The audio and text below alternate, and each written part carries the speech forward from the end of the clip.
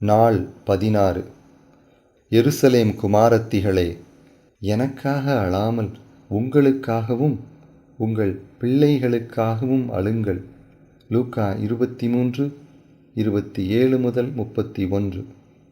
இயேசுவின் அவலநிலை கண்டு பெண்கள் புலம்பி அழுதனர். இயேசுவோ அவர்களின் பின் சந்ததியினர் படப்போகும் பாடுகளை முன்னறிவிக்க ஆரம்பித்தார்.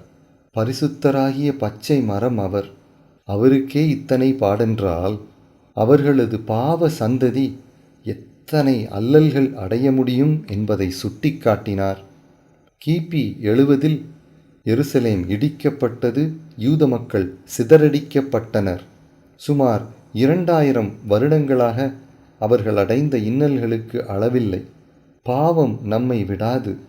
நமது சந்ததியை தொடர்ந்து பிடிக்கும். தப்ப முடியாது. ஒரு சமுதாயத்தில் ஒருவர் இழைக்கும் அநீதி அந்த முழு சமுதாயத்தையும் கரைப்படுத்தி பல தலைமுறைகளை பழிவாங்கும். ஆகவே ஜாக்கிரதை. ஜெபம். உமது மரண நேரத்திலும் உமக்காக அழுத பெண்களுக்கு ஒரு செய்தி தந்தீரே. உமது அத்தெளிவான பார்வையை எனக்கும் தாருமே. இயேசுவே, ஆமேன்.